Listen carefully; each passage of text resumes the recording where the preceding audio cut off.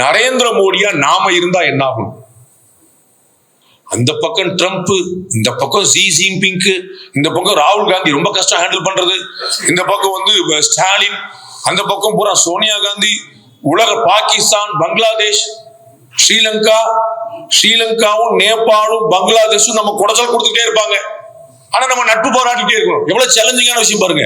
நான் சைனாட்ட போயிடுவேன், சைனாட்ட நம்ம போட அப்படின்னு சொல்லியிருப்போம். அப்படி ரோசை போடக்கூடாது, நட்டம் நமக்கு. அப்ப திரும்ப திரும்ப ஓடிவா எவ்வளவு சேலஞ்சிங்கான விஷயம். எப்படிப்பட்ட ஒரு கிரேட் டீம் வச்சிருக்கிறார் பாருங்க. நரேந்திர மோடி வந்து ஒரு சர்வாதிகாரி என்பது போல சித்தரிக்கிறார். திரு சுப்பு அவர்கள் வந்து அவருடைய வாழ்க்கை ஒரு பத்திரிகையாளருடைய வாழ்க்கை அல்ல, ஒரு ஆய்வாளருடைய வாழ்க்கை அல்ல. அது வந்து ஒரு தபஸ்வியுடைய வாழ்க்கை. அது வந்து ஒரு பெரிய விடாத தவம் செய்யக்கூடிய ஒரு மனிதர்கள் தான். அந்த காலத்துல நம்ம வந்து பெரியவங்க எல்லாம் எப்படி தவம் செஞ்சாங்க, முனிவர்கள் ரிஷிகள்லாம் எப்படி தவம் செஞ்சாங்க அப்படின்னு நம்ம வந்து தெரியாது. பட் இன்னைக்கு திரு சுப்பு அவர்களை பார்த்து நம்ம தெரிஞ்சுக்கிறோம். தபஸ் அப்படின்னா என்ன, தவம் அப்படின்னா என்னன்னு அவரை பார்த்து தெரிஞ்சுக்கிறோம். எல்லாருக்கும் சாத்தியப்படாத விஷயம் ஒண்ணு அவருக்கு சாத்தியமா இருக்கு. அது வைராக்கியம். அது கொஞ்சம் கூட விட்டு கொடுக்காத, மனம் தளராத வைராக்கியம். பாரதி போன்றவர்கள் எப்படி இருந்திருப்பார்கள் அப்படிங்கிறது நமக்கு திரு சுப்புவை பார்த்த பிறகுதான் நமக்கு தெரியுது. அவருடைய பணி வந்து நிச்சயமா நங்கநல்லூர்ல ஒரு மண்டபத்துல மேல் ஹால்ல இந்த மாதிரி இந்த கூட்டத்தோட முடிகிறது இல்லை. துரதிர்ஷ்டமான விஷயம் என்ன அப்படின்னா, எப்பயுமே சில மகத்தான விஷயங்கள் நமக்கு வந்து ரொம்ப தாமதமாக தான் தெரியும் போது நம்ம வந்து அதை மிஸ் பண்ணியிருப்போம். அடடா நம்ம அப்படி விட்டுட்டோமே அப்படின்னு. இது அற்புதமான விஷயங்கள் எல்லாத்துக்குமே வந்து காமனான ஒரு குவாலிட்டியா இருக்கு. கனையாளியில ரொம்ப முன்னாடி ஒரு கவிதை எனக்கு மறக்க முடியாத நினைவில் இருக்கக்கூடிய ஒரு கவிதை. அதுல அந்த கவிஞர் சொல்றாரு, உங்களுடைய அற்புதங்கள் எனக்கு அற்பமானவை, உங்களுடைய அற்புதங்கள் எனக்கு அற்பமானவை, என்னுடைய அற்புதங்கள் உங்களுக்கு அறிமுகமே ஆகாதவை அப்படின்றார். அதுதான் திரு சுப்பு அவருடைய நிலைமை. அவருடைய முயற்சியெல்லாம் நமக்கு வந்து அது என்ன பண்றாருன்னே நமக்கு புரிய மாட்டுது. அவ்வளோ மகத்தான பணி, பெரும்பணி பண்ணிட்டு இருக்கிறாரு. அது எத்தனையோ யுகங்களுக்கு பிறகு இந்தியர்கள் தான் பூஜ்ஜியத்தை கண்டுபிடித்தார்கள், இந்தியர்கள் தான் வானியல் சாஸ்திரத்துல பயங்கரமா இருந்தாங்க, இந்தியர்கள் தான் மெடிடேஷன் கண்டுபிடிச்சாங்க, யோகா கண்டுபிடிச்சாங்க, ஆயுர்வேதா கண்டுபிடிச்சாங்க அப்படின்னு ஒரு வெள்ளைக்காரன் வந்து சொல்லி நம்ம தெரிஞ்சுக்கிட்ட மாதிரி அவருக்கு ஒரு வெள்ளைக்காரன் வருவான், திரு சுப்பு அவர்கள் இப்படி எல்லாம் பண்ணாருன்னு. அப்புறம் நம்ம வந்து ஓஹோ நம்ம சுப்புவா அப்படி பண்ணாரா அப்படின்னு நம்ம வந்து தெரிஞ்சுப்போம். எல்லாம் ரொம்ப நல்ல பரிச்சயமான ஆள் தான்ப்பா அப்படின்னு நம்ம வந்து சொல்லிக்கலாம். எப்பயுமே அந்த மகத்துவம் அப்படிங்கிறது நமக்கு கண்ணு முன்னாடி தெரியாமலே இருக்குது. அவரு ஆய்வுல, புத்தகங்களை திரட்டுறதுல, நண்பர்களை பேணி பாதுகாக்கிறதுல, பெரிய நம்ம ஏற்கனவே சகோதரர் சொன்ன மாதிரி நிறைய எழுத்தாளர்களை ஊக்குவிப்பதுல, அதெல்லாம் வந்து ஒரு அசாத்தியமான பணி பண்ணிட்டே இருக்கிறாரு. அவருக்கு உடல்நிலை வந்து ஒத்துழைக்காம ஒரு பெரிய சிரமத்தை கொடுக்குது. நமக்கு அந்த மாதிரி ஒரு சிரமம் இருந்தா நம்ம வந்து வீட்டுல இருக்கிறதே பெரிய சாதனை நினைச்சிட்டு இருப்போம். நம்ம வந்து இவ்வளவு பாட வச்சுக்கிட்டு ஒருத்தர் இருக்கிறதே பெரிய விஷயம் நினைச்சிட்டு இருப்போம். அவர் வந்து உடம்பு ஒரு சேலஞ்சு கொடுக்கும்னா அந்த உடம்புக்கே ஒரு சேலஞ்ச் பண்ணி, அதே பாரதி சொன்ன மாதிரி காலா என் காலருக்கே வாடா அப்படிங்கிற மாதிரி வந்து உடம்பு என்னடா பெரிய சேலஞ்சு, அது ஒரு கிடக்கு ஓரமா அப்படின்னு சொல்லிட்டு அசாத்தியமான முயற்சியில வந்து பண்ணிட்டே இருக்கிறாரு. அது வந்து கட்டாயமா இந்த தர்மம், இந்த மதம், இந்த நாடு, இந்த புண்ணிய பூமி எப்போதும் வந்து நன்றியோட இருக்கும். அதுல வந்து எந்த சந்தேகமும் இல்லை. அவ்வளவு மகத்தான பணி உங்களுடையது. அது வந்து மறக்கக்கூடாத ஒரு பணி. அவருக்கு சற்றும் சளைக்காத மகத்தான பணி பக்கத்துல இருக்கக்கூடிய தர்மபத்தினி செய்யறது. அவர் வந்து நிறைய பேருக்கு வந்து அந்த விளக்கின் வெளிச்சம் தெரியும். அதற்கு பின்னாடி திரியோ, அதற்கு பின்னாடி எண்ணெயோ, அது வந்து காற்று வந்தாலும் அசைந்தாடி கொண்டிருந்தாலும் இடைவிடாத அந்த விளக்கை எரிய வைக்கக்கூடிய அந்த தன்மையோ நமக்கு வந்து தெரியறது இல்லை. அப்படி வந்து வெளிச்சமாக திரு சுப்பு அவர்கள் இருக்கும்போது பின்னாடி திரியாக இருந்து ஊக்குவிக்கக்கூடிய அந்த தர்மபத்தினி அவர்களுடைய பணி மிகப்பெரிய பாராட்டுகிறது. நம்ம நிறைய இடங்கள்ல பார்த்திருக்கிறோம். வீடு உருப்படியா இல்லைன்னா வேற ஒண்ணுமே செய்ய முடியாது. வீடுல வந்து ஒத்துழைப்பு இல்லாட்டாலும் பரவாயில்ல, தொந்தரவு இல்லாம இருந்தாலே போதுங்கிற நிலைமை இன்னைக்கு நமக்கு வந்து. அப்ப உண்மையிலேயே நான் சொல்றேன், எனக்கு வந்து சுப்பு அவர்கள் என்னுடைய தகப்பனாரா இருந்திருந்தான்னு வச்சுக்கோங்க, அவர் வச்சு குடும்பம் நடத்த ரொம்ப கஷ்டம். அதுல எனக்கு எந்த தயக்கமும் இல்லை. நான் வந்து எங்க அப்பாவா இருந்திருந்தாருன்னா எங்க அம்மா வந்து என்ன பண்ணிருக்குன்னே தெரியாது. வந்து அவர் வச்சு சமாளிக்க முடியாது. எப்ப பார்த்தாலும் புஸ்தகம், எழுத்து, அதை பண்றேன் இதை பண்றேன், அவன் என்ன சொன்னான், எவன் என்ன சொன்னான், என்ன நமக்கு இன்னைக்கு என்ன சாயந்தரத்துக்கு காசு இருக்கான்னு வழியை பாருமா, அதை பார்ப்போம் அப்படின்னு போயிருக்கூடிய இடத்துல இருக்கிற காசெல்லாம் வந்து போய் செலவழிச்சு, வெளியில இருந்து காசு திரட்டி வந்து அதை இன்னும் பெருசா வந்து செலவழிச்சு, 10 ரூபா வசூல் பண்ணி 15 ரூபா செலவழிச்சு, அவன் 15 ரூபா வசூலிச்சா 10 ரூபா தான் செலவழிப்பான், 5 ரூபா எடுத்துருவான். அந்த மாதிரி போயிட்டு இருக்க இடத்துல இப்படி ஒரு ஆளோட கொடுத்து நடத்துறது, நான் உண்மையிலேயே பல சந்தர்ப்பங்கள்ல நான் பாரதிய வியந்ததோட செல்லம்மாவை தான் வியந்திருக்கிறேன். எனக்கு இன்னும் குழப்பம் இல்லை. நம்ம ராயர் குருநாதர் அவரை விட அவருடைய வீட்டம்மாவை தான் யோசிச்சிருக்கேன். புத்தரை விட அவருடைய மனைவி தான் வச்சுருக்கேன். இந்த மாதிரி ஆட்களுக்கு வாக்கப்பட்டு வாழ்க்கை நடத்துறது எவ்வளவு சிரமம். அவங்க மாட்டு ஞானம் பேசுவாங்க, தத்துவம் பேசுவாங்க, அறிவியல் பேசுவாங்க, எதிர்காலம் பேசுவாங்க. வீட்டுக்கு வெளியே பாரியான்னு நீ வந்து எங்கேயோ பேசிட்டு இருக்கங்கிறது ஒரு பெரிய சிரமமான விஷயம். பட் அவங்க வந்து அதை ஏற்றுக்கொண்டு புரிந்து கொண்டு, இப்ப கூட போட்டோகிராஃபர் சொன்னாரு, கொஞ்சம் சிரிங்க அப்படின்னா, பக்கத்துல மேடம் இருக்காங்க, எப்படி சிரிப்பாரு அவரு அப்படின்னு. அந்த மாதிரி வந்து ஒரு பெரிய சேலஞ்ச். அது வந்து சாதாரண விஷயம்ல. அவ்வளவு உண்மையான சர்வபரி தியாகம் பண்ணது வந்து தர்மபத்தினி தான். எனக்கு வந்து அது எந்த குழப்பமும் இல்லை. ஏன்னா இவருக்கு வந்து தலையில ஏதோ எழுதியிருக்கு, அவருக்கு வந்து எழுதியிருக்கு, ஒரு ரோடா ஊர் ஊரா போறாரு. அவங்களுக்கு என்ன தலையெழுத்து? இவங்களை கல்யாணம் பண்ண ஒரு காரணத்துக்காகவா? நான் வந்து இன்னொரு ஏதோ ஒரு அமெரிக்க மாப்பிள்ளை கல்யாணம் மட்டும் கொண்டு வந்து ஜெயிச்சு இருந்திருப்பேன், அந்த மாதிரி இருந்திருக்கலாம்ல. அப்ப என்ன கணக்குன்னு யோசிச்சு பார்த்தா அவர்களுடைய வாழ்க்கை தான் எனக்கு பெரும் தியாகமா தெரிகிறது. வந்து நீ ஏதோ திட்டு வர்றீங்க, நான் ஒத்துக்க மாட்டேன். நல்லாதான் போயிட்டு இருக்கா. ஒரு பத்திரிகைக்காரன் வந்து கொஞ்சம் இந்த அளவு கூட பண்ணலன்னா அப்புறம் இன்னொருத்தருக்கு நம்ம வந்து இவ்வளவு தூரம் வந்து ஞான விலை கேட்டாலும் அதை கொஞ்சம் பத்த வச்சுட்டாது போனோம் நம்ம வந்து. அதுல வந்து நோ டவுட். ஏன்னா நான் வந்து சொல்லுதல் யாருக்கும் எளிய, அறியவாம் சொல்லிய வண்ணம் செயல்கிற மாதிரி அது வந்து அப்படி நான் என்னால கற்பனை பண்ண முடியுது. எங்க வீட்லயே நான் இத்தனைக்கும் வந்து ரொம்ப தியாகம் பண்ணக்கூடிய ஒரு ஆள்லாம் இல்லை. எல்லாத்துலயுமே ஒரு கணக்கு வச்சிருக்கிறேன். இது வந்து தேவையில்லாத வேலை, இது வந்து இப்போ தேவையில்லாத ஆணி, அதெல்லாம் நான் புடுங்க வேண்டாம், வெளில பேசாம உட்காந்துருப்பேன். அதுக்கே எங்க ஆத்துக்காரமா பயங்கரமா சடைச்சுக்கணும். உங்களை கட்டிக்கிட்டு நான் என்ன சோத்தை கண்டேன், இப்படி ஆயிட்டேன் அப்படி ஆயிட்டேன்னு சொல்லிட்டு அவன் நேத்து வந்தவங்களாம் எங்கேயோ போயிட்டு இருக்கான். நீங்க பேரு பெத்த பேரு தாக நீரில் எதுன்னு எங்க வீட்டம்மா தெலுங்குல திட்டுது. அது வந்து நம்மளை என்னடி செய்யறது, நமக்கு அப்படித்தான் அப்படின்னா அது வந்து அவ்வளவு ஓடிட்டு இருக்கு. அப்ப நானே கொஞ்சம் விவரமானவன் நான் நினைக்கிறேன். எனக்கு இந்த கதினா எந்த விவரமும் இல்லாத ஒருத்தர் வச்சுக்கிட்ட போது இப்படி நடத்துறதுக்கு ஒரு பெரிய ஒரு சேலஞ்சான விஷயம். அதனாலதான் நான் ரொம்ப வியக்கிறேன். அம்மாவை நான் ஏன் சொல்றேன் அப்படின்னா, அது அன்றாட பொழுது வந்து தெரியும் எனக்கு வந்து அதுல எந்த குழப்பமும் இல்லை. இவர்களுக்கு வந்து இவருக்கோ பாரதிக்கோ புதுமை பித்தனுக்கோ சோறு பசி சாப்பாடு அதெல்லாம் ஒண்ணுமே கிடையாது. பயங்கர பசியில எங்கேயா ஒரு டீ கிடைச்சா நல்லா இருக்கும் அப்படின்னா டக்குன்னு ஒருத்தன் ஒரு கவிதையை சொன்னானே அப்படியா சொல்லி படக்குன்னு அந்த கவிதையில இறங்கிடுவாங்க. அந்த சாப்பாடை மறந்துடுவாங்க. ஏன்னா நம்ம வந்து பிள்ளைகளை படிக்க வச்சு வளர்த்து அடுத்த கொண்டு போய் அவங்களுக்கான கடமைகள் இருக்குல்ல. அப்படிப்பட்ட ஒரு மகத்தான திவ்ய தம்பதிகள்னு சொல்லுவாங்க. அவங்க இன்னும் 100 வருஷம் இருந்து எங்களை எல்லாம் வழிகாட்டி தொடர்ந்து எங்களை எல்லாம் ஆசீர்வதிச்சு எங்களை போன்ற சின்ன பிள்ளைகள் செய்யக்கூடிய தப்பெல்லாம் வந்து இதே போல அன்போட திருத்தி இன்னும் வழி நடத்தி நிறைய செய்யணும். அங்க வந்து அது ஒரு பெரிய தபஸ். நாங்க வந்து எந்நேரம் உங்க காலடியில நன்றியோடு நினைவு கூறுவோம். அதுல வந்து நீங்க செஞ்சிருக்கிற பணி வந்து சாதாரணமான பணி இல்லை, மகத்தான பணி. அது இன்னும் தொடரணும். நிறைய விஷயங்கள் வந்து ஒரு நாள் முழுக்க ஒரு பிரமாதமான நிகழ்ச்சிகள் வச்சிருக்காங்க. எங்களுடைய அண்ணன் தர்ம போராளி திரு ஹெச் ராஜா வரைக்கும் டாக்டர் அம்மா தமிழிசை சவுந்தரராஜன்ல இருந்து மொத்த பிஜேபி இங்கேதான் இருக்கு போல தெரியுது. இன்னைக்கு நிகழ்ச்சி பாரத பிரதமர் இன்னைக்கு கோயம்புத்தூர் வர்றாரு, அங்க யாரும் போலையா? ஹெச்ராஜா இங்கேதான் உட்காந்துருக்காரு, தம்பி கார்த்திக் கோபிநாத் உட்காந்துருக்காரு, பேராசிரியர் ராமசீனிவாஸ் உட்காந்துருக்காங்க, அஸ்வத்தாமன் நிசார் இருக்கிறதே மொத்தம் 10 பேர் தான் அந்த கட்சியில. அந்த 10 பேரையும் நீங்க இங்க கொண்டு வச்சுக்கிட்டீங்கன்னா அப்புறம் நீங்க எல்லாரையும் நீங்களே ஒரே நாள்ல குத்தைக்கு எடுத்துட்டீங்கன்னா அப்ப மிச்சத்துக்கு இங்க போறது. பாரத பிரதமர் நல்ல ஒரு நல்ல மனுஷன் 3 மணி நேரத்துல வந்துட்டு கிளம்பிடுறாரு. இவங்க நம்பிலாம் இருக்க முடியாதா அப்படிங்கிற மாதிரி வந்து போட்டிட்டு இருக்கு. அது வந்து 75 ஆண்டுகள் அப்படிங்கிறது வந்து ரொம்ப அற்புதம். முந்தானத்தை தான் நான் என்னுடைய 50 வருஷத்தை முடிச்சேன். என்னுடைய இந்த சஷ்டிப்த பூர்த்தி மாதிரி 50th பூர்த்தின்னு தான் வைப்பாங்களா அப்படின்ற அந்த மாதிரிதான் வைப்பாங்க.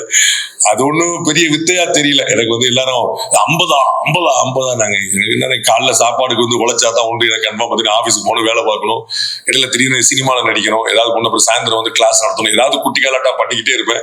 நான் வந்து நினைச்சிருந்தேன் அவைசன் மிக கமலாசன் மாதிரி காலைல ஒரு வேஷம், சாயந்தரம் ஒரு வேஷம், நைட் ஒரு வேஷம் போட்டு ஓடிக்கிட்டு வண்டி ஓடிக்கிட்டு இருக்கு. நமக்கு வந்து அடுத்த அதாவது நீண்ட தூரம் பயணிக்க வேண்டியிருக்கு. கொடுத்த வாக்குகள் உண்டு காப்பதற்கு. அது மாதிரி நிறைய விஷயங்கள் ஓடிட்டு இருக்கும்போது இந்த 75 வருஷத்துல என்னால கேரண்டியா சொல்ல முடியும், என்னுடைய வயதை விட அதிகமாக உழைத்திருக்கிறார் இந்த சமுதாயத்துல. அண்ணன் வந்து 75 வருஷத்துல அவர் வந்து தினமணியில வேலை பார்த்த காலத்துல இருந்து அதற்கும் முன்னாடி இன்னும் சொல்லலாம், அவருடைய சகோதரர்கள் குடும்பம் எல்லாமே அவரை தத்து கொடுத்துட்டாங்க. இது வந்து ஒரு 2 பிள்ளை வீட்டுக்கு 1 பிள்ளை நாட்டுக்கு அப்படின்னு கொடுத்துட்டாங்க நினைக்கிறேன்.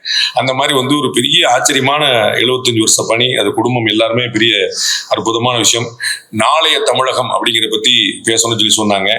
இப்ப என்ன வாழுதுன்னு நம்ம பின்னாடி வாழ போறதை பத்தி பேசணும் அப்படின்னு அப்படிலாம் நம்ம நம்பிக்கை இழக்க வேண்டியது இல்லை. நான் பல கூட்டங்கள்ல சொன்னதுதான், இந்த மண், இந்தியா, குறிப்பாக தமிழகம், இந்த தர்மம், இது எல்லாமே வந்து முகலாயர்களுடைய ஆட்சியவே பார்த்துருச்சு, பிரிட்டிஷாருடைய ஆட்சியவே பார்த்துருச்சு. அப்புறம் இதெல்லாம் ஒரு மேட்டரே இல்லை, அதெல்லாம் நம்ம டீல் பண்ணிக்கலாம். ஹிந்துவாக இந்தியாவில் இருப்பதற்கு வரி கட்ட வேண்டும் அப்படிங்கிற காலத்தை நம்ம கடந்திருக்கோம். கற்பனை பண்ணி பாருங்க, இன்னைக்கு இருந்தா நம்ம எவ்வளவு கன்வெர்ட் ஆயிருப்போம். 18 ரூபா டாக்ஸ் சொல்றான், அவ்வளவுதான் கட்ட முடியாது, மாறிட்டு போறோம், இப்ப என்ன கெட்டுச்சு, 18 ரூபா மிச்சம் அப்படின்னு நினைக்கக்கூடிய இடத்துக்கு நம்ம வந்துட்டோம். அந்த மாதிரி எல்லாமே கமர்ஷியல் ஆயிட்ட உலகத்துல வந்து அதை தாண்டி சர்வை பண்ணி திரு சுப்பிரமணிய சுவாமி வந்து ஒரு பெரிய லிஸ்ட் போடுவார். இன்னைக்கு இருக்கக்கூடிய ஈரான்ல இருந்து ஈராக்ல இருந்து எல்லாமே வந்து எப்படி அந்த படையெடுப்புகளுக்கு பிறகு 15 வருஷத்துல நாடே மாறிச்சு, 25 வருஷத்துல நாடே மாறிச்சு, 50 வருஷத்துல மாறிச்சுன்னு கிட்டத்தட்ட 800 வருஷம் படையெடுப்பாளர்கள் ஆளப்பட்டு கூட இன்னும் 80% நம்ம வந்து இந்துக்களா இருக்கிறோம் அப்படின்னு அந்த முன்னோர்களுடைய வைராக்கியம் ரொம்ப தெளிவு, எந்த குழப்பமும் இல்லாம என்ன செய்யணும் என்ன வரணும் அப்படிங்கிறதுல ரொம்ப தெளிவா இருந்து எதிர்காலத்தை மனதில் வச்சுட்டு ரொம்ப திடமா போயிட்டு இருக்கணும். அதனால வந்து நான் வந்து ரொம்ப ஒரு ஆப்டிமிஸ்டிக்கான ஒரு ஆளு. நான் வந்து எதையுமே வந்து இது சரியில்லை, இது காணாம போயிடும், இது வீணா போயிடும் நினைக்கிற ஆள் இல்லை. எல்லாத்துக்கு பிறகும் இது சரியாகும் அப்படின்னு நான் நினைக்கிறேன். திரு வாஜ்பாய் அவர்கள் இருந்தபோது அதற்கு பிறகு நம்மகிட்ட யார் ஒரு தலைவர் அப்படின்னு யாருக்குமே தெரியல. வாஜ்பாய் அவர்களுக்கு பிறகு பிரமோத் மகாஜனை வந்து கொஞ்சம் முன்னிறுத்திட்டு இருந்தாங்க. அவரை வந்து அண்ணன் தம்பி சண்டையில சுட்டு போட்டாங்க. திரு அத்வானி அவர்கள் வருவார் அப்படின்னு பார்த்தா அத்வானிக்கு வந்து வாஜ்பாயே துணை பிரதமர் உதவி கொடுக்க மாட்டேன்ட்டாரு. RSS வந்து மிரட்டி தான் கடைசி 2 வருஷம் வாங்க வேண்டியதா போச்சு. அப்புறம் அடுத்து யாருன்னு தெரியாம இருந்த போது நமக்கு வாராது வந்த மாமணியாக நரேந்திர மோடி வந்து நிற்கிறார். 2002 அவர் மீது வைக்கப்பட்ட குற்றச்சாட்டுகள், சுமத்தப்பட்ட பிரச்சனைகள் அதெல்லாம் வந்து இன்னொருத்தனா இருந்தா சூசைட் பண்ணி செத்து போயிருப்பான். ஆனா வந்து அவர் வந்து சித்த பிரக்யன், ரொம்ப ஸ்ட்ராங்கா வந்து இருந்து நான் எல்லாத்தையும் தாண்டி வருவேன்னு சொல்லி இன்னைக்கு வந்து வைய தலைமை கொள்வதற்காக இந்தியாவை வந்து வழிநடத்திட்டு இருக்கிறாரு. அது மாதிரியான ஒரு வெற்றிடத்தை காற்று நிரப்பும் என்பது போல எப்பயுமே வந்து ஒரு விஷயம் வந்துகிட்டே இருக்கும். நமக்கு வந்து 2013 ஆகஸ்ட் 15 சுதந்திர தின பார்ட்டி முடிச்ச பிறகு அத்வானி அவர்கள் சொல்றார், நாங்க வந்து பிரசிடென்டோடைய ஹவுஸ்ல நாங்க வந்து பிரணாப் முகர்ஜி வந்து டீ பார்ட்டி கொடுத்தாரு, நாங்க எல்லாருமே டீ குடிச்சு பேசிட்டு இருந்தோம். அப்ப வந்து இனிமே இந்தியாவுல ஒரு கட்சி ஆட்சி முறை அப்படிங்கிறது போயிருச்சுல, ஒரு கட்சி இனிமே இந்தியாவில் ஆட்சிக்கு வரவே முடியாதுல, எல்லாரும் கூட்டு சேர்ந்து தானே வர முடியும் அப்படின்னு 2013 ஆகஸ்ட் 15 நாங்கள் பேசிக் கொண்டிருந்தோம் என்று அத்வானி எழுதுகிறார். அவருடைய கட்சியிலிருந்து அடுத்த மே மாசம் இந்தியாவில் தனிப்பெரும் கட்சியாக 36 ஆண்டுகளுக்கு பிறகு பாரத பிரதமர் நரேந்திர மோடி அவர்கள் சிங்கிள் மெஜாரிட்டியோட வந்து ஆட்சியை பிடிச்சு உட்கார்ந்தார். அப்ப திரு அத்வானி அவர்களுக்கே தன்னுடைய காலுக்கீழ் இருந்த ஒரு சிஷ்ய பிள்ளையை சரியா கணிக்க முடியல அப்படிங்கிறத நம்ம கண்கூட பார்க்கணும்.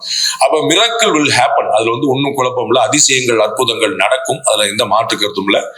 இந்தியா முழுக்க இந்த அதிசயங்கள் அற்புதங்கள் நடந்துருச்சு அப்படிங்கும் போது தமிழ்நாட்டில் நடக்காம இருக்குமா அப்படின்னா கட்டாயம் நடக்கும். என்ன பிரச்சனை அப்படின்னா, என்னுடைய அருமை சகோதரர் மைப்பார் நாராயணன் நீங்க கேள்விப்பட்டிருப்பீங்க, ஒரு நல்ல பத்திரிகையாளர், மூத்த பத்திரிகையாளர். அவர் வந்து எங்களுடைய பிரைவேட் கான்வர்சேஷன்ல சொல்லிட்டு இருந்தார், எப்பா தமிழ்நாட்டுல பிராமணாலே கிடையாது, எல்லாம் கலிபோர்னியா போயிட்டான், மிச்சம் இருக்கிறது நீயும் நானும் தான், நம்மளையப்பா எல்லாரும் திட்டுறா அப்படின்னாரு. அதே மாதிரி சிங்கப்பூர் போறேன் சார், இந்த அண்ணாமலை என்ன சார் ஆவார் அப்படின்றாங்க. நீங்க தமிழ்நாட்டுக்கு வாங்க, அண்ணாமலை திரும்ப வந்துருவார் அப்படின்னு.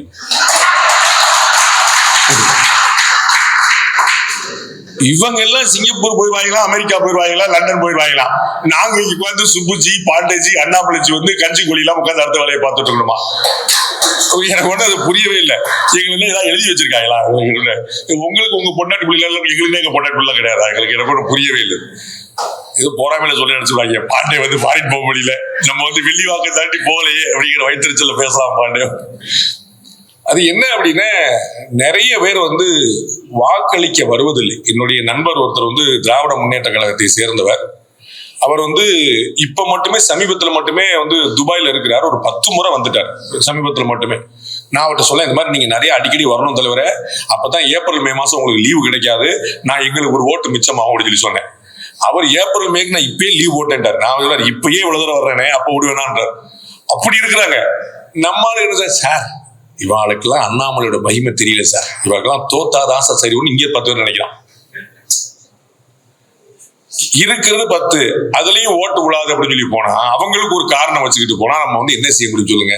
அப்ப வந்து முக்கியமா நாடு மாறணும் அப்படின்னு நினைச்சீங்க, நாளைய தமிழகம் நல்லா இருக்கணும் அப்படின்னு நினைச்சா எல்லாரும் பங்களிக்கணும், ஒவ்வொருத்தரும் பங்களிக்கணும்.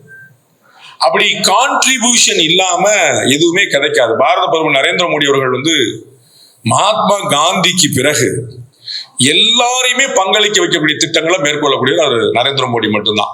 அது வந்து ஸ்வச் பாரத்ல இருந்து எந்த ஸ்கீமா இருந்தாலும் முதல்ல காமன் மேனுடைய கான்ட்ரிபியூஷன் அதுல இருக்கும்னு நினைப்பார். எல்லாரும் பங்களிச்சாதான் அந்த திட்டம் வெற்றி பெற முடியும் அப்படின்னு நினைப்பார். அப்படித்தான் அவருடைய திட்டங்கள் எல்லாமே வடிவமைக்கப்படுது. ஜிஎஸ்டி வந்து கொண்டு வந்த போது அது கப்பர் சிங் டாக்ஸ் அப்படின்னு சொன்னாங்க, அதாவது கொள்ளை வரி அப்படின்னு சொன்னாங்க.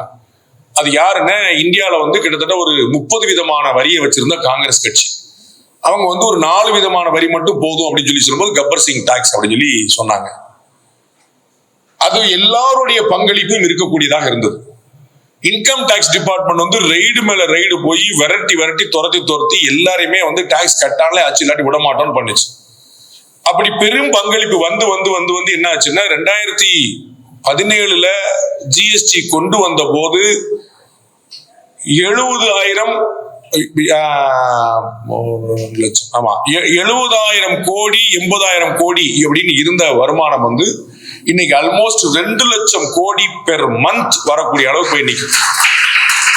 சராசரி 1.80 தாண்டிருச்சு, 2.5 வரைக்கும் பல சந்தர்ப்பத்தில் போயிட்டு இருக்கு. இன்னும் ஆவரேஜ் நம்ம வந்து 1.80 1,80,00,000 மாசம் ஜிஎஸ்டி வந்து வசூலாகுது. இது என்ன அப்படின்னா, பப்ளிக்கோடைய கான்ட்ரிபியூஷன் மூலமா மட்டும்தான். ஜிஎஸ்டி வந்து எல்லாரும் கட்டணும். முன்னாடி வந்து நாங்க தந்தி டிவில இருந்த போது இந்த ஜிஎஸ்டி அறிமுகமான போது நாங்க பேசிட்டு இருந்தோம். ஒரு எங்க ஆபீஸ் வாசல்ல ஒரு கடை ஹோட்டல், அவர் சொல்றாரு ஜிஎஸ்டி ரொம்ப மோசங்க, அதெல்லாம் கட்ட முடியாதுங்க, ரொம்ப சிரமங்க அப்படின்னு. எவ்வளவுங்க உங்களுக்கு ஒரு நாளைக்கு ஓடுது? எனக்கு ஒரு நாளைக்கு 80,000 ரூபாய்க்கு ஓடும் அப்படின்னாரு.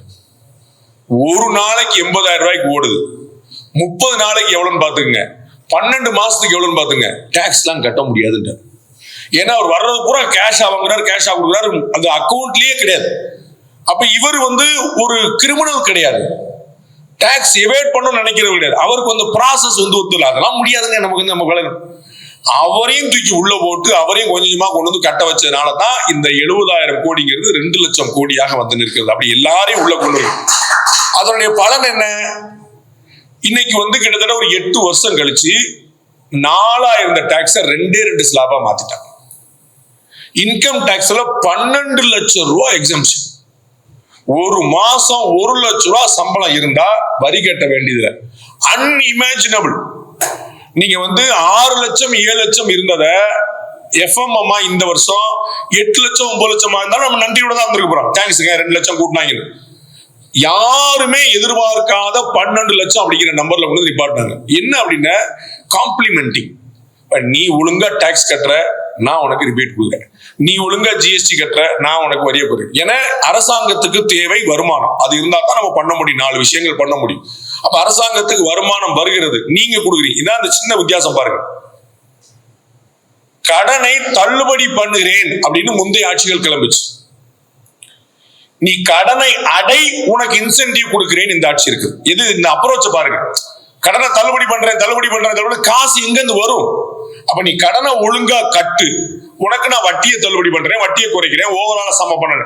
அப்ப இந்த ஆட்டிடியூடையே மாத்திர முயற்சியில பாரத பிரதமர் இருக்கிறார். நமக்கு வந்து எதுக்குடா வரியை கட்டணும் அப்படிங்கும் போது, நீ வரிய கட்டு, உனக்கான எல்லா நல்ல விஷயமும் நான் செஞ்சு தரேன் அப்படின்னு வைக்கிறது. இவ்வளவு பாசிட்டிவான ஒரு விஷயம். டொனால்ட் ட்ரம்ப் வந்து விடிஞ்சி எந்திரிச்சா இந்தியாவை திட்டுறார், விடிஞ்சி எந்திரிச்சா திட்டுறாரு. திட்டி முடிச்சு 13வது ட்வீட்ல my dear friend Narendra Modi, அவர் ஜென்டில்மேன், அவர் அவர் நாட்டுக்காக கடுமையா உழைப்பார்கள். பாரத பிரதமர் நரேந்திர மோடி அவர் திட்ல 12 மெசேஜ் பதில் போட மாட்டார். 13வது மெசேஜுக்கு ரீட்வீட் பண்ணி you are also my best friend அப்படின்னு அவர் ஒன்று போடுவார். அப்ப எதுக்கு பேசணும், எதுக்கு அமைதியா இருக்கணும்னு நமக்கு தெரிஞ்சிருக்கு. அவர் ஒண்ணு பேசிக்கிட்டே போனார், கத்திக்கிட்டே போனார், எல்லாத்துக்கும் ரியாக்ட் பண்ண வேண்டியது இல்ல.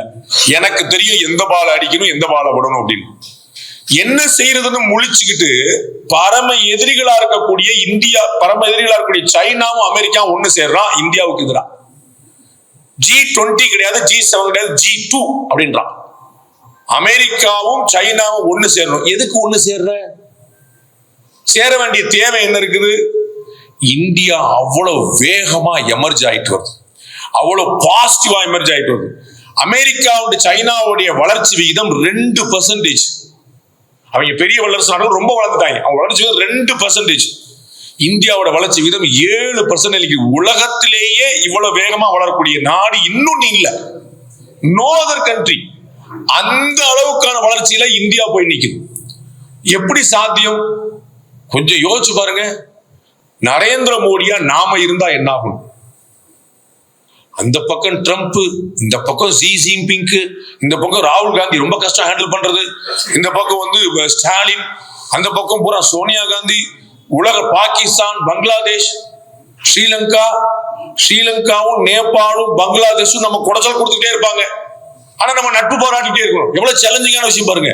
நான் சைனாட்ட போயிடுவேன், சைனாட்ட நம்ம போட அப்படின்னு சொல்லிருப்போம். அப்படி யோசை போடக்கூடாது, நட்டம் நமக்கு. அப்ப திரும்ப ஓடிவா எவ்வளவு சேலஞ்சிங்கான விஷயம். எப்படிப்பட்ட ஒரு கிரேட் டீம் வச்சிருக்கிறார் பாருங்க. நரேந்திர மோடி ஒரு சர்வாதிகாரி என்பது போல சித்தரிக்கிறார். ஆனா உண்மை என்னன்னு பாருங்க, அவர் எவ்வளவு பேரை வளர்த்து விட்டுருக்கிறார் பாருங்க, எவ்வளவு தலைவர்களை இந்தியாவுக்கு அறிமுகப்படுத்தி இருக்கிறார் பாருங்க. திருமதி நிர்மலா சீதாராமன் மிகப்பெரிய ஆளுமை நமக்கு நரேந்திர மோடி இல்லாட்டா தெரிஞ்சிருக்காரு.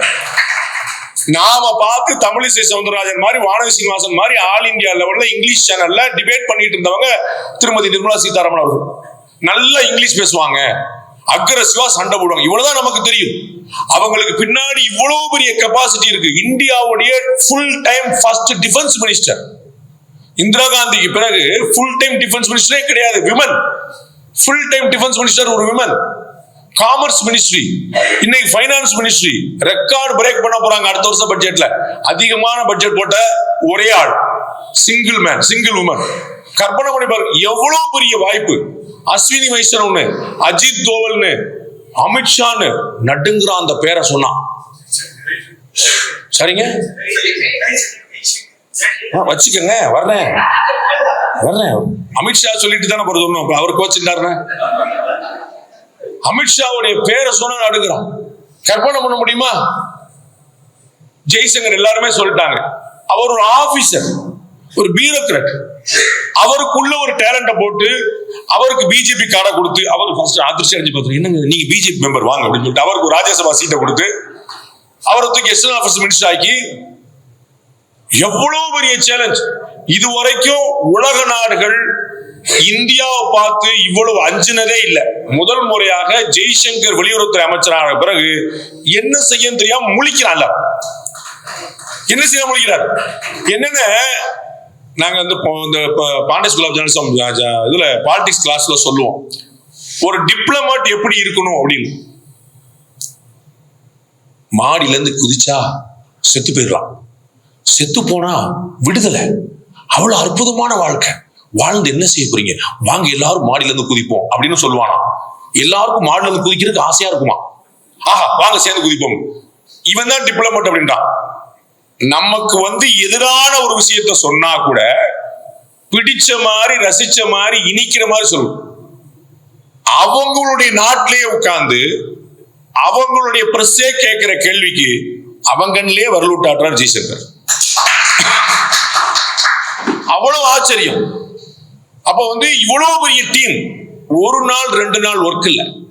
திரு ஆமரவி சொன்னார் இல்லையா, நீங்க நல்ல விஷயம் உங்களுக்கு எங்க கிடைக்கும் அப்படின்னா சங்கத்துல கிடைக்கும்.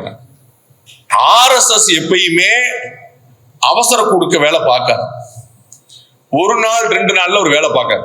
நிதானமா ஆலமரம் போல வேர்கள் எவ்வளவு முக்கியமோ விழுதுகள் அவ்வளவு முக்கியம்னு தெரிஞ்சது. வேர்களும் முக்கியம், விழுதுகளும் முக்கியம், அப்படி யோசிக்கும்.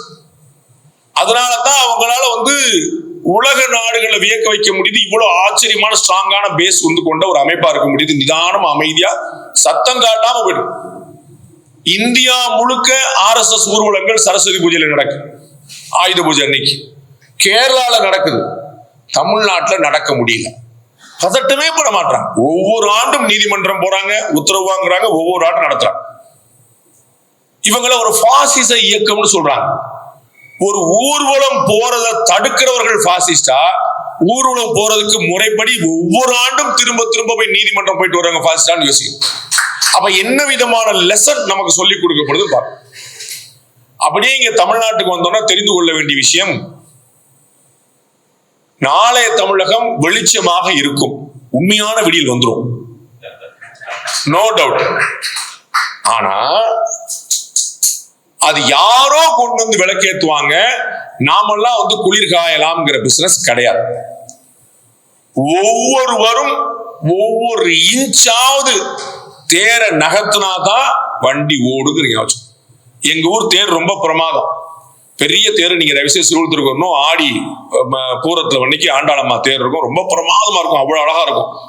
திருவாரூர் தேர் அழகு, ஸ்ரீவில்லிபுத்தூர் தேர் பெருசு, பெரிய தேர். எங்க ஊர்ல எல்லாமே பெருசு. பெரிய பெருமாள், பெரியாழ்வார், பெரிய குளம், பெரிய மாரியம்மன், பெரிய தேர், எல்லாமே பெரிய பெரிய கோபுரம். அந்த கோபுரம் தான் ஆச்சுனார், எல்லாமே பெருசு. அந்த தேரை இழுக்கும் போது 4 பெரிய வீல், பாரத் எலக்ட்ரிக்கல்ஸ் லிமிடெட்ல இருந்து திருச்சியில இருந்து வருவாங்க, பெரிய பெரிய வீல்ஸ், 4 வீல் வச்சிருப்பாங்க. அதை பின்னாடி புல்டோசர்ல இருந்து தூக்கி கொடுப்பாங்க, அப்படி கெந்தி கொடுப்பாங்க. அப்ப சில கார்னர்கள்லாம் திருப்ப முடியாது, ரொம்ப டைட்டா நிக்கும்.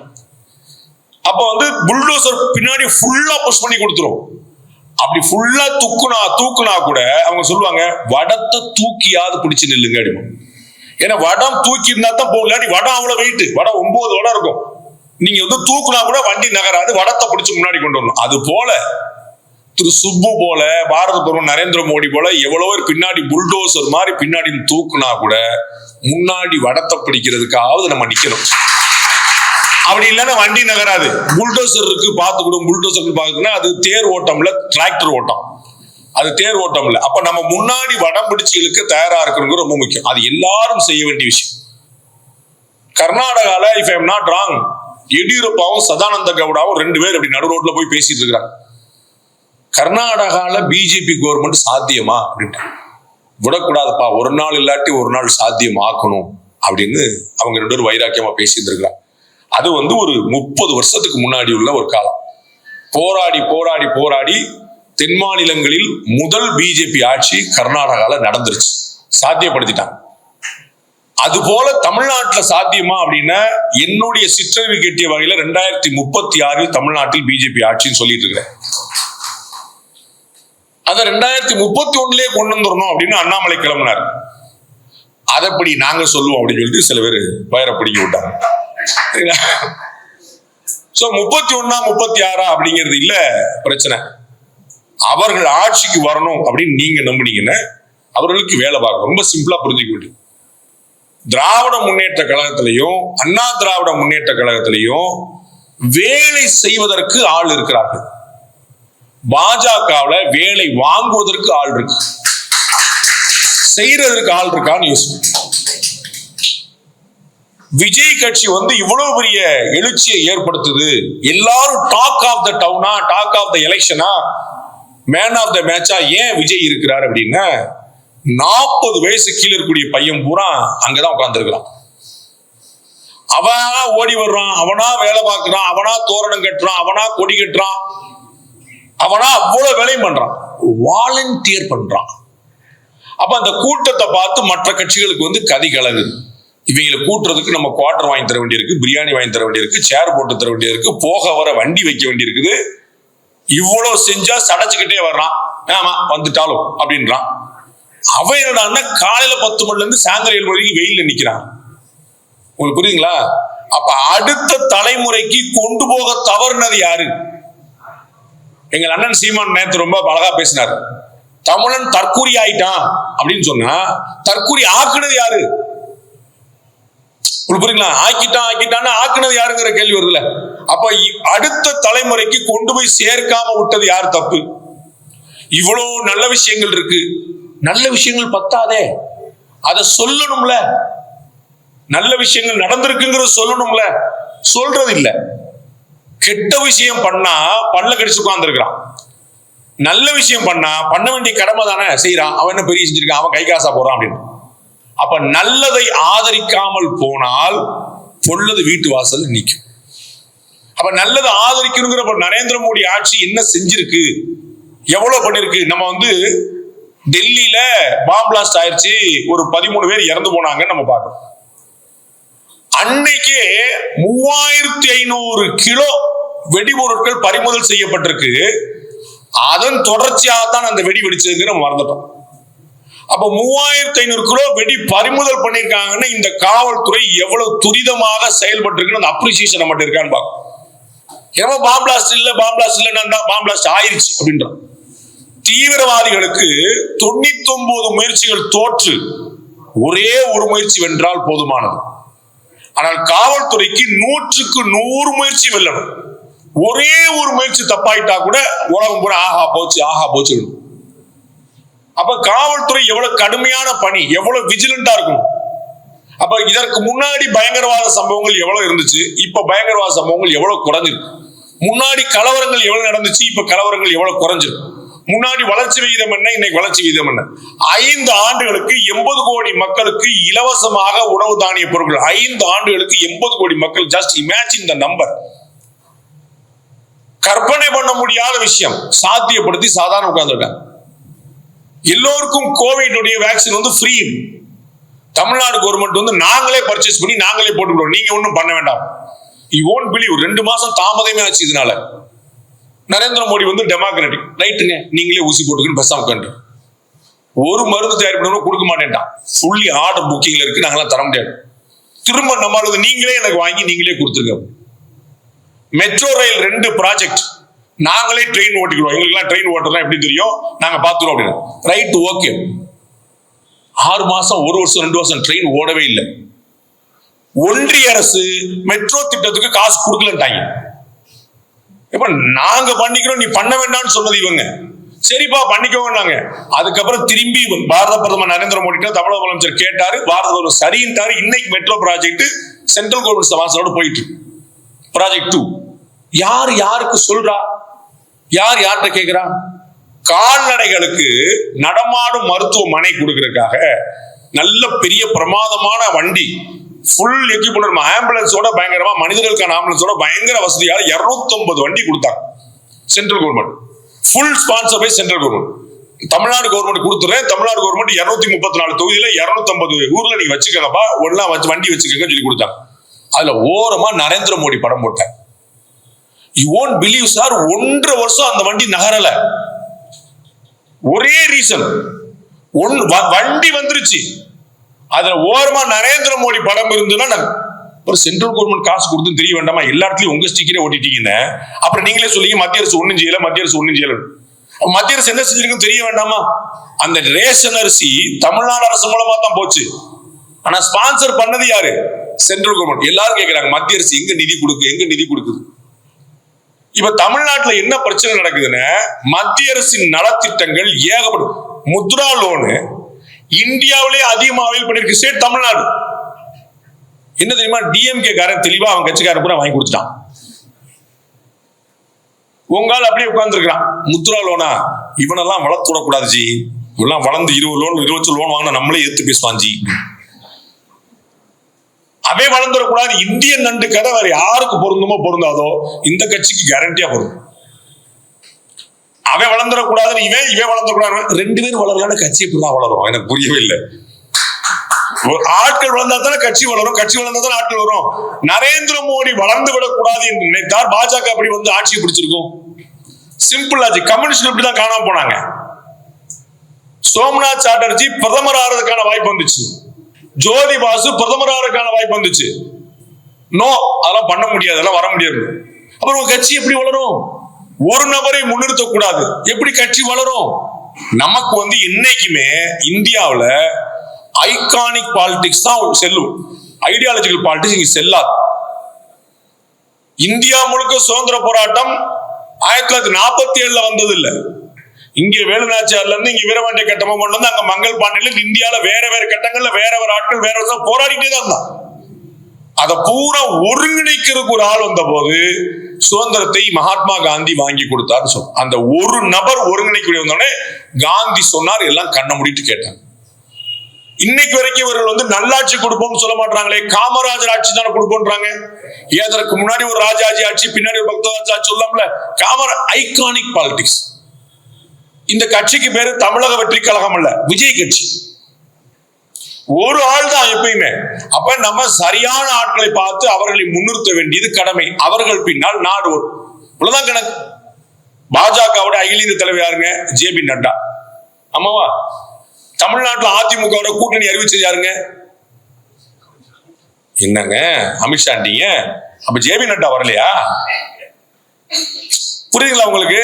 ஜே.பி. நட்டா வந்து எப்படி காங்கிரஸ் கட்சியில அகில இந்திய தலைவர் என்னமோ மல்லிகார்ஜுன கார்கே தான். ஆனா ராகுல் காந்தி பேச்சு தான் எடுக்கணும். அது போல இங்கேயும் அகில இந்திய தலைவர் நட்டா தான். ஆனா அமித்ஷா சொன்னது அது. இது வருத்தப்படுறதுக்கு இல்லை, இதுதான் நிதர்சனம்னு சொல்ல வரேன். இதான் எல்லா கட்சியிலும் உள்ள நிதர்சனம். அப்ப இந்த நிதர்சனத்தை புரிஞ்சுக்கிட்டு தமிழ்நாட்டுல அப்படி ஒரு முன்னிலைப்படுத்தப்பட்டு அவர்கள் பின்னாடி அணிவகுத்து ஒரு 6-7 வருஷம் போனா நாளைய தமிழகம் உருப்புறதுக்கான வாய்ப்பு இருக்கு. 2 விஷயம் நம்ம வந்து யோசிக்கணும். ஒண்ணு நீண்ட கால லாபம், இன்னும் வந்து குறுகிய கால லாபம். 2மே தேவை. அந்த விஷன் ஒண்ணு இருக்கணும். அந்த விஷன் அடுத்த தலைமுறைக்கு சரியா கொண்டு போய் சேர்க்கணும். அந்த அண்டர்ஸ்டாண்டிங்ல எல்லாரும் இவங்க என்னமோ கோர் கமிட்டின்னு வச்சிருக்காங்க. மொத்தம் ஒரு 6 பேர் உட்கார்ந்து பேசுறாங்க. வெளியே உட்கார்ந்து யார்கிட்டயுமே என்ன நடந்து சொல்ல மாட்டாங்க. யாருக்குமே இன்னும் தெரியல. ஏங்க அப்படி வச்சிருக்கீங்க, ஏங்க அப்படி போறீங்க, நம்ம என்னங்க செய்ய போறோம், நம்ம ஆர்ப்பாட்டம் போராட்டம் யாருமே யாருமே பேசுவதில்லை, சொல்லுவதில்லை. என்ன பண்றோம்னு தெரியாம கட்சிக்காரன் முழிக்கலாம்.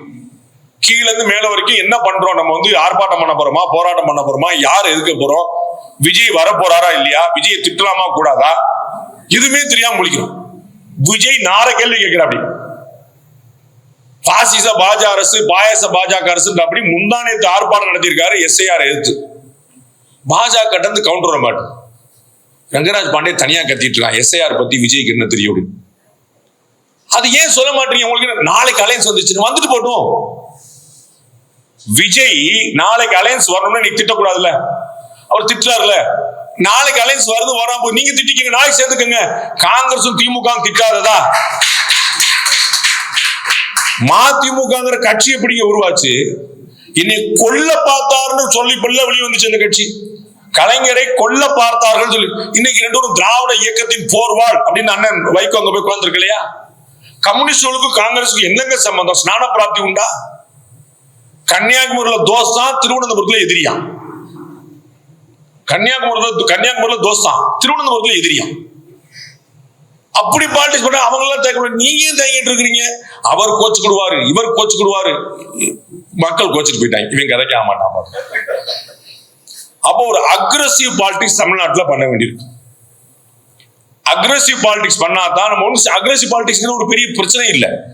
ட்ரெயினை பிடிக்க போறோம், 10 நிமிஷம் நம்ம லேட்டு, அப்ப என்ன செய்வோம்? வேகமா ஓடும். ஆட்டோ பிடிப்போம், கார் பிடிப்போம், பைக் ஓடும். சீக்கிரம் ஓட்டுங்க, ஸ்பீடு பிரேக்கர் பார்க்க மாட்டோம், லைட் பார்க்க மாட்டோம், ஓவர் பண்ணிவிடும். அப்படித்தான் ஓடியணும். அப்பதான் ட்ரெயினை பிடிக்க முடியும். அப்ப தமிழ்நாட்டில் ஏற்கனவே ஆல்ரெடி லேட். அப்ப வேகமா வண்டி ஓடணும், அவ்வளவுதான். அப்ப எதிர 4 வரும் போகும், அடிக்கும் டம் டம் அடிச்சுட்டு போயிட்டே இருக்க வேண்டியதான். அவர் வர்றான்னு கூட்டு போறேன், இவர் வர்றான்னு கூட்டு போறேன், ஒவ்வொருத்தரையும் வண்டியில ஏற்றிட்டு இருந்தா that is not going to help. 2வது முக்கியமான பிரச்சனை இந்த 40 வயது கீழே இருக்கக்கூடிய இளைஞர்கள். இந்தியா முழுக்க 40 வயசு கீழே யாரும் பேப்பர் படிக்க தயாரா இல்லை, விவசாயம் பண்ண தயாரா இல்லை, எந்த கலாச்சார விளிமைகளையும் பார்க்க தயாரா இல்லை. என்னது வாயை மூடி பேசுவோமா?